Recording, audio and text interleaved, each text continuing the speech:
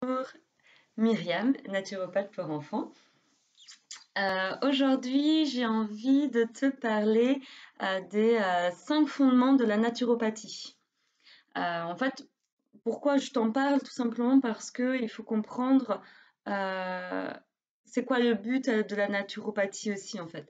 Et c'est vrai que la naturopathie, elle est basée sur 5 fondements qui sont importants et qui sont un peu la trousse d'outils aussi, quoi. Voilà. Donc le premier, en fait, c'est ce qu'on appelle le vitalisme. Alors, c'est des noms un peu bizarres, certes, dans le langage courant, mais je te l'explique. En gros, c'est simplement en lien avec notre énergie vitale, en fait. C'est comprendre quelle est la vitalité qui anime ton enfant, en fait. Je te parle de ton enfant, bien sûr, mais c'est valable pour toi aussi.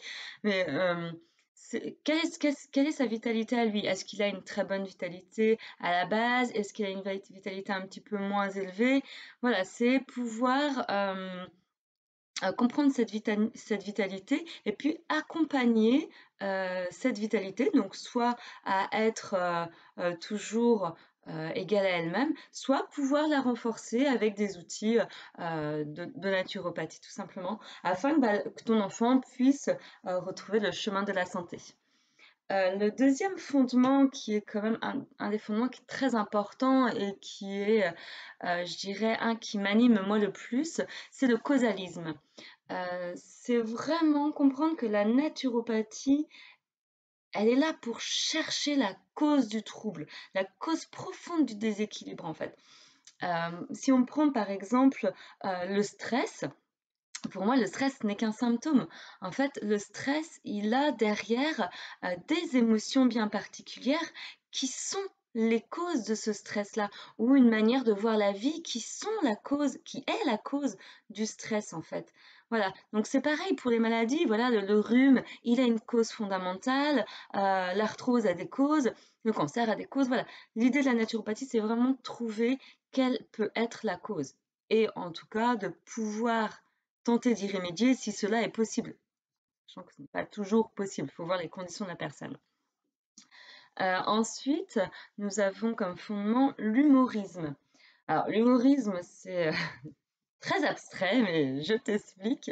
En gros, en fait, tous nos organes, on peut dire qu'ils baignent dans des liquides. C'est ce qu'on appelle les humeurs. Donc les liquides, ça va être la lymphe, le sang, tout ce qui va être liquide extracellulaire. Voilà, tous ces liquides-là dont notre corps est composé et qui permettent d'évaluer en fait euh, le degré d'intoxication et d'intoxination du corps, et ainsi que les éventuelles carences. C'est vrai que nos liquides transmettent et transportent énormément de choses, notamment de déchets, et donc en fait l'évaluation de ces humeurs nous permet de voir aussi l'état de santé de la personne.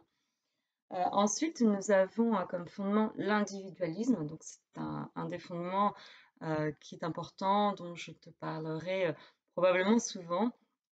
C'est le principe d'individualité et c'est le principe que chacun est différent, chaque personne a des besoins différents, chaque personne a donc un terrain de santé différent, des envies différentes, et puis chaque personne a un contexte qui lui est vraiment propre.